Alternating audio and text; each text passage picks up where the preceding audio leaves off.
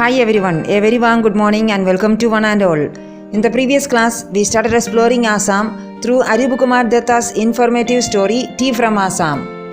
This story is about Pranjol and Rajveer who are traveling to Pranjol's hometown Assam for the summer vacation. They are traveling by train and Rajveer is enjoying the breathtaking sight outside. In the meantime, Rajveer is telling about the history and discovery of a very common beverage nowadays, tea. We learned that tea was first drunk in China. Today, we are going to be told another story about an Indian legend named Bodhidharma. Okay children, if you are ready, let's start. Tell me another, scoped Pranjol.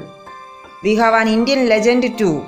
Bodhidharma, an ancient Buddhist ascetic, cut off his eyelids because he felt sleepy during meditations. On Pranjol's request, Rajveer started telling an Indian story about the discovery of tea. It is about Bodhidharma, an ancient Buddhist ascetic. Bodhidharma was a Buddhist monk who had cut his eyelids because he used to feel sleepy while meditating. 10 tea plants grew out of the eyelids. Eventually, tea plants grew out of his eyelids. The leaves of these plants, when put in hot water and drunk, banished sleep. The ascetic collected the tea leaves. He put the tea leaves in hot water and he drank the water. He was able to get rid of his sleep.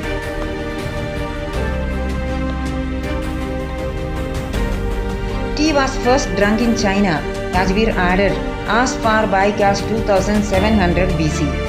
Further, Rajveer highlighted a few facts that stated that tea dates back to 2700 BC and was first consumed in China. Rajveer tells us a fact. Tea dates back to 2700 BC. It was first introduced in China. It was first consumed in China. In fact, words such as tea, chai and chini are from Chinese. All such words as chai and chini have originated from Chinese language. Tea came to Europe only in the 16th century and was drunk more as medicine than as beverage. Tea was introduced to Europe quite late in the 16th century. In Europe, tea was considered to have medicinal properties. The train clattered into Mariani Junction. The train had stopped at the Mariani Junction.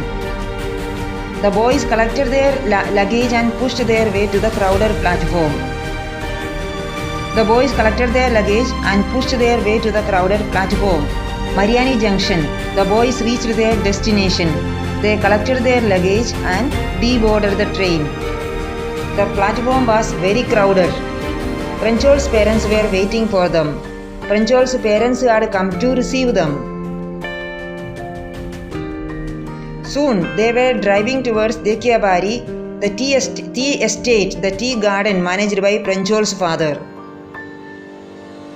An hour later, the car veered sharply off the main road. They started traveling to Dekiabari tea estate. After almost an hour, they reached Dekiabari. That is, Dekiabari is Pranjol's tea garden. An hour later, the car veered sharply off the main road. After 1 hour, the car took a turn from the main road. They crossed a cattle bridge and entered Dekiabari tea estate. The car took a turn from the main road and made their way through a cattle bridge and entered Dekiabari tea estate. Finally, they entered Dekiabari tea estate, Pranjol's tea garden. On both sides of the gravel road were acre upon acre of tea bushes, all neatly pruned to the same height. The tea garden was stretched upon a vast area of land. All the bushes were cut to the same height and they had been taken care of. Groups of tea pluckers with bamboo baskets on their backs, wearing plastic aprons, were plucking the newly sprouted leaves. On the garden, Rajveer saw tea pluckers. Tea pluckers were seen carrying bamboo baskets on their backs and wearing plastic aprons. They were plucking freshly sprouted tea leaves. The tea pluckers were plucking freshly sprouted tea leaves. Pranjol's father slowed down to allow a tractor pulling a trailer load of tea leaves to pass. On their way to the Dekiabari tea estate, Pranjol's father gave way to a tractor that was loaded with tea leaves. This is the second flush or sprouting period, isn't it, Mr. Barua? Rajveer asked.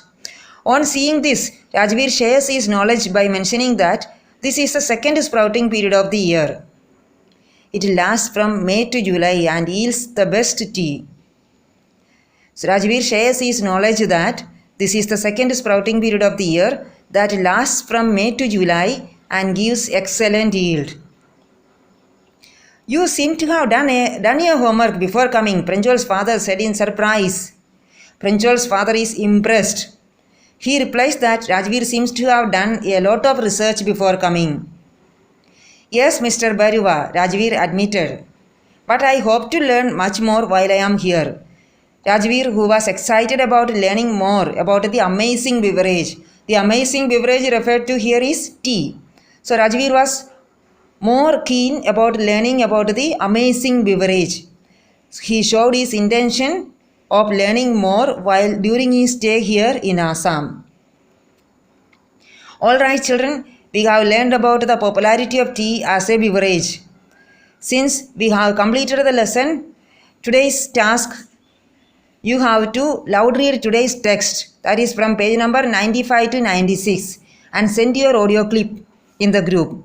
I have been listening to your reading for the past few days. So before you start your reading today, please listen to these tips. Read with expression. Use voice modulation. Give different characters different voices. Read at a pace that is not too fast or too slow.